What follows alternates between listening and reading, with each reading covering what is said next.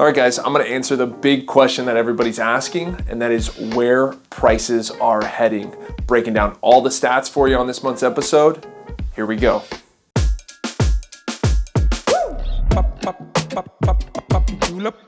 So before I put out any projections, we need to know where we currently stand. So I'm gonna break down this month's stats for you guys. First, starting off with some of our biggest numbers, and that's pending sales being down 37%, so properties in escrow. Closed sales being down 36%, and days on market increasing 52% up to 3 weeks on market, which isn't that big of a deal. Now, when you look at those numbers, they sound dramatic. However, when we look back and we compare this year's stats, or say the last 3 months stats in our changed market that we've been in, to 2018, it's actually pretty in line with 2018. Now, big difference there being interest rates, but when you look on days on market, appreciation versus depreciation, and of course your amount of listings that are on market, it's actually pretty equivalent to 2018. However, what could change this market to make it substantially different than 2018? Well, the big thing is inventory. If we see enough inventory come on the market to get our days on market significantly higher, or get our months of inventory significantly higher, well, that's where things are getting interesting, where nobody's able to project or predict exactly where this market is heading, because we're not getting enough new listings coming on the market. Interesting stat is our new listings are actually down 13% year over year. In last year's crazy market, everything was selling fast and moving really quick, to this year's market where we have days on market up. However, our new listing inventory is actually down 13%. So guys, how do prices actually come down? Well, that's the big question. Well, first and foremost, it's all inventory driven. Of course, we have demand, because we're always gonna have some demand here. We're San Diego, people wanna live here. People are gonna have to relocate for work and other reasons. So there's gonna be demand here, even though it's lower than it's been in the past. So what's gonna change, or what has to take effect for prices to adjust, is we need inventory. Unfortunately, we're not getting enough inventory.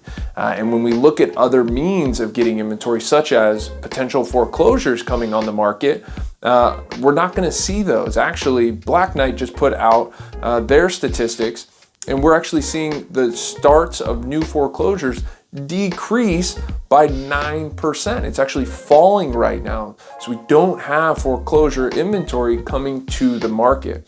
The second stat I looked at was new construction. And bottom line is we've never had enough new construction in California or San Diego in general, and we're not seeing it happen right now. Sure, it's up about 6% for attached homes in San Diego, but it's actually down 3% year over year for detached homes. So we're just not getting enough inventory. Logically speaking, guys, there has to be some change in the market to cause prices to come down. And of course, that change has been interest rates. So when you look at the market in general, prices do have to adjust a little bit to keep up with, these interest rates going up and affordability.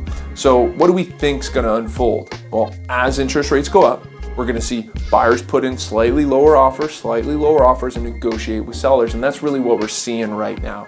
So it's not necessarily a inventory issue or a demand issue. We still have that. It's really interest rates. And that's what's gonna cause the prices to come down and fluctuate. So to answer the question, where are prices heading? Well, ultimately, we don't know yet. Obviously, they're coming down from where they were, say, 3, 6, or maybe probably 3 to 6 months ago. They're probably coming down. However, we don't know where they're heading, because we just don't have enough inventory, and we still do have demand. So keep your eye on the inventory levels, and then obviously keep your eye on interest rates, because that'll dictate, if prices do continue to adjust. All right, guys, so here's my buyer and seller advice for the month of November. First off, for all my buyer clients out there, yes, we're in some choppy waters. It's a little nerve-wracking seeing all the headlines out there. However, I want you to think about something. If you're worried about prices adjusting, think to yourself and do the research and figure out, how much do you think prices will adjust? And if it's 5% or 10%, which, you know, most of the big publications and analysts only are projecting 3 to 5% appreciation, well, what do we have to go negotiate with a seller of your dream home, the home that you love? Because right now there's some inventory and you can go find that dream home. What do we have to negotiate off that sales price to make you feel comfortable? And that we've been able to pull off for quite a few buyers out there. So consider that. For my seller clients out there are 3 things you have to get right when you go to sell your home. First off is price. You gotta be competitive. When you look at your competition in the neighborhood, make sure you are that next to sell home. Second thing is condition. You gotta get your place looking good. That means fresh paint, new carpet, staging, make sure it looks really good. And the third thing, which you can control very easily by hiring someone professional like myself, is the realtor, because they matter right now. Last year, maybe not so much. You could have sold for top dollar pretty quickly, but right now is really when you need a good realtor. All right, guys, if you have any questions at all, please reach out to myself or somebody here on the team.